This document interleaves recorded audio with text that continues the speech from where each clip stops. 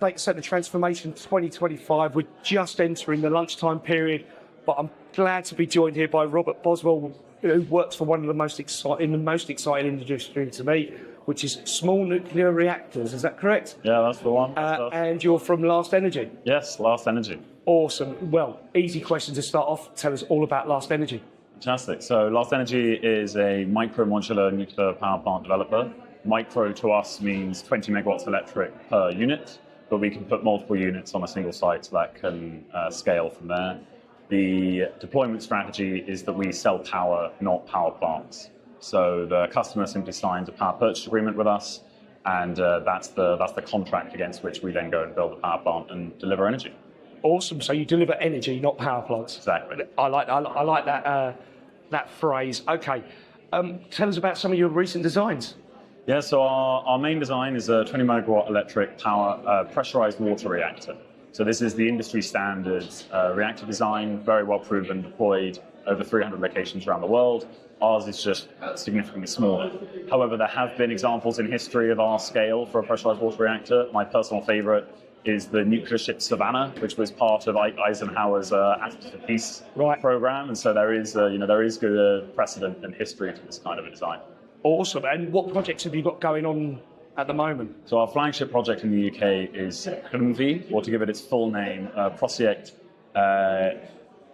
Egni Glan CLMV in the Welsh, which means Clean Energy Project CLMV. And that's just north of Bridgend in South Wales, former coal-fired power station site, where we're going to be deploying 4 units, so 80 megawatts in total. We have another public project at London Gateway in Essex for the DP World port there. And we have a number of other projects that we're not yet public about in the UK.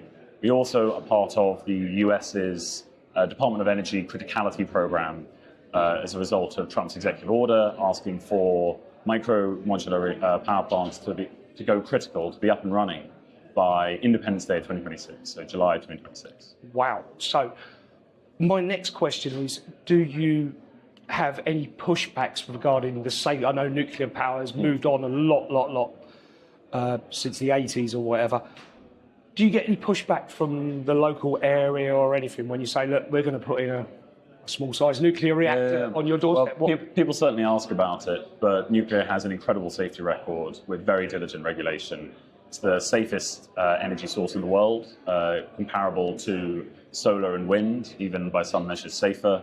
And so we really love to take the opportunity to educate and discuss on this matter and really sort of understand people's concerns and work to assuage them in hand with government partners and regulators who have put a huge amount of work and effort into this program and scrutiny. But now I know from talking as well to the data center industry, there's 2 things they always talk about, and that's power and cooling. So you're in the power part of this. What is the uptake and the interest like from the actual data center industry as a whole? It's massive. I mean, we keep having more and more inbound. A lot of people really want to work on it. However, the classic problem is that not everyone wants to be the first. And so we have certain projects that are likely to be our first, likely to really be our partners straight out the gate. And then the moment we have one of these proven, the moment someone can walk around and kick the tires, then we'll be off to the races. But our job is really to get that first one up and running, for which we have a really great set of partners to deliver that with. So you believe that once you've got 1, 2, 3 of these up and running, the floodgates could really open for you guys? Oh, massively. I mean, the fundamental problem with nuclear is risk. And that's not actually risk in terms of an accident. That's risk in terms of cost overruns. And that's what the nuclear industry is famous for, is somewhat undeservedly, but somewhat deservedly famous for cost overruns and delays. And so our number one goal is to prove that we can deliver on time, on budget, a safe, reliable product.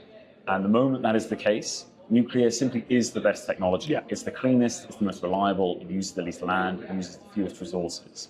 The moment it can be trusted on a balance sheet to deliver on time and on budget, world's our oyster. Awesome. So last question.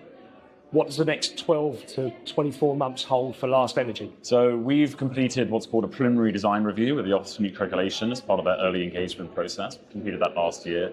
As part of that, we agreed a timeline for a nuclear site license application in June of 2026, and they agreed that if everything's fit and proper, then a license grant by the end of 2027 is achievable. And so that's my next 12 to 18 months is getting that site license grant. We will be the first new organisation to get one in a very long time in the UK. It'll be the first new nuclear site since Torness in the 80s. That's a really huge milestone. The moment we're able to establish that, then fleet deployment comes into play. The idea of simply applying the same set of paperwork, the same set of approvals to multiple sites becomes an opportunity. So we've agreed with the regulator that we'll lead with one site, one flagship site, and that is Clinby. And then once that is established in 2027, we want to have it up and running in 2028. So that's my next 24 months.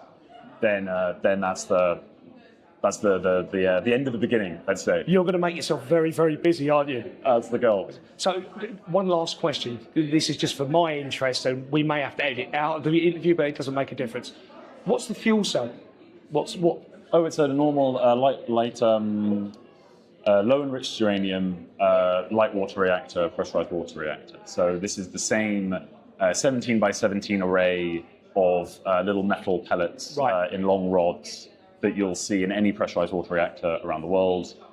That's one of our key focuses as a company is don't reinvent the wheel. Right? One day, I really look forward to the day when our R&D department is working on a new form of fuel or a molten salt reactor or doing various other things. But right now, the nuclear industry needs to prove that it can deliver on cost and on time. And in order to do that, fuel is probably the hardest thing in the nuclear sphere because it's very tightly controlled. It's a very difficult process. And so we simply contract with the 3 major Western fuel suppliers. And we just say, look, we just add another one to your run, right? You're already building 1,000. Yeah. Put 10 on the end for us. Barely notice it. just slip us in. Don't try and build an entire fuel assembly line from scratch for a new level of enrichment or a new design or a new array. Keep it simple. Deliver what works. That's awesome. Listen, thank you so much for your time. Real pleasure, Mark. Go and have some lunch. Yeah. Cheers.